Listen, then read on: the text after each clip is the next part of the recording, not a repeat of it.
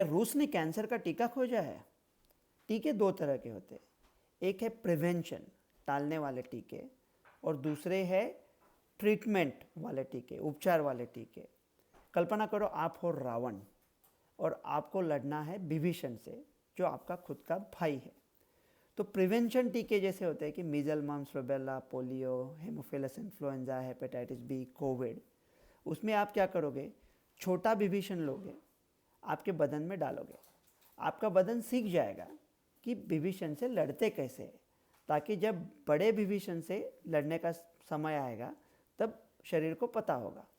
Treatment वाला टीका क्या करेगा, जब बड़ा विभीषण आएगा उसके साथ लड़ाई करेगा।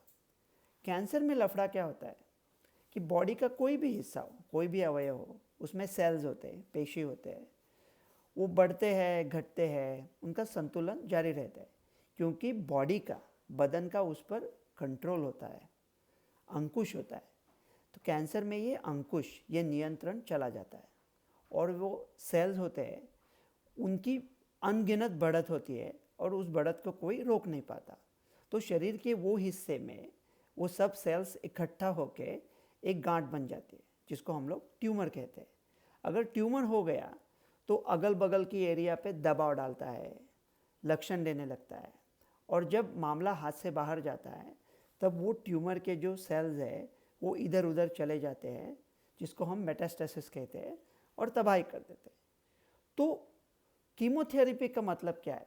कीमोथेरेपी का मतलब है वो कैंसर सेल्स को मारना। तो आप है रावण, आपके पास ऐसा एक हथियार आता है कि आप कहोगे सब लोगों पे चला सकते हैं जो लंका के नहीं है।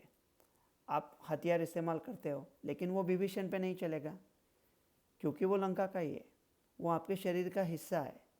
तो जो भी कोई कैंसर सेल को तकलीफ देगा वो अपने बदन को भी तकलीफ देगा।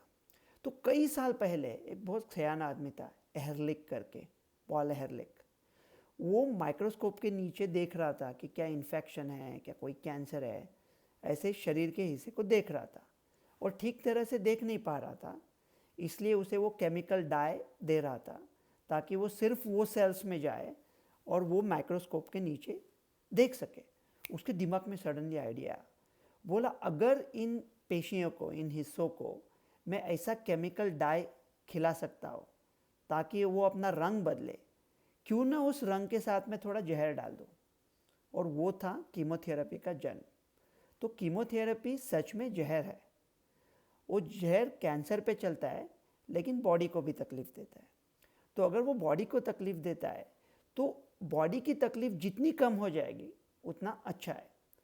तो रशिया का ये जो टीका है, ट्रीटमेंट वाला टीका, ऐसे उसको टीका या वैक्सीन कहना गलत है, ये भी एक तरफ का कीमोथेरेपी है, इम्यूनोथेरेपी है, लेकिन फिर भी टीका है, चलो। तो वो क्या करेंगे, बॉडी के खुद के पुलिस है, उनको ये बता देंगे कि इस पर हमला कैसे होता है, ताकि सिर्फ कैंसर सेल को पकड़े, क्योंकि कैंसर सेल का एक अलग सा सिग्नल होता है। तो कैंसर के भी जो वैक्सीन, टीके दो तरह के बन सकते हैं। एक टीका होगा कि पूरे विश्व के पूरे कैंसर्स में शायद एक जेनेटिक दस्तखत सिमिलर है, तो सिर्फ वो सिग्नेचर को, वो दस्तखत को तोड़े सब कैंसर मिट जाएंगे। ये जो यूनिवर्सल कैंसर टीका, इसके ऊपर काम चालू है लेकिन अब तक हुआ नहीं है। रशिया का कैंसर कस्टमाइज टीका है, वो हर एक कैंसर पे काम करता है, लेकिन उसमें लफड़ा क्या है कि आपके बदन के पुलिस को सिखा दिया कि कैसे लड़ते हैं कैंसर से। तो कैसे सिखाएंगे, क्योंकि अलग अलग होता है ना। मानो कोलन कैंसर के तो 1000 टाइप्स है, लेकिन मानो कोलन कैंसर है और गोपी चाचा है और हंसा मामी है, दोनों को सेम टाइप का कोलन कैंसर है, लेकिन दोनों का कैंसर अलग है। तो गोपी चाचा पसंद करते हैं सोनू निगम को, हंसा मामी पसंद करती है श्रेया घोषाल को। तो अभी कितना कस्टमाइज करने में कितना खर्चा आएगा, और उनके पास यूट्यूब भी नहीं है, वो सीडीज सुनते हैं पुराने टाइम के। तो ये बनाओ वो बनाओ नहीं, लेकिन सीडी प्लेयर सेम है। सीडी प्लेयर सीडीज़ को चला भी सकता है, बना भी सकता है, ऐसा सीडी प्लेयर है। वो जेनेटिक टेक्नोलॉजी का प्लेटफॉर्म है। याद है कोविड के फाइज़र और मॉडर्ना आए थे mRNA वैक्सीन्स, तब मेरे जैसे लोग कह रहे थे कि आपको नहीं चाहिए ना फाइज़र मॉडर्ना, आपके पास है कोविशील्ड कोवैक्सीन, फिर भी इस टेक्नोलॉजी को मत ठुकराओ। ये टेक्नोलॉजी जेनेटिक ये विश्व का भविष्य है, हमें ये चाहिए। सो mRNA ये एक सीडी प्लेयर है और उसमें आराम से सीडी बना सकते हैं।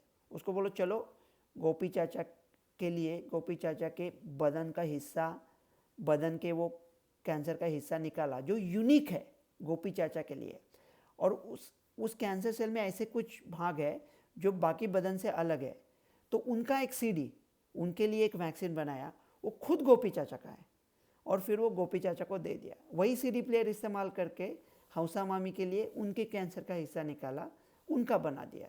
तो ये टेक्नोलॉजी से ये होता है। तो ये भारत में कब आएगा, कैसे आएगा? mRNA टेक्नोलॉजी तो है अमेरिका का, अमेरिका ने कई साल पहले इसकी खोज निकाली थी। इस तरह के वैक्सीन पे अमेरिका में भी काम चल रहा है। इसका तरकीब ढूंढी है रशिया ने कि जैसा क्विकली कम पैसे में कैसा ये कस्टमाइज़ करते हैं।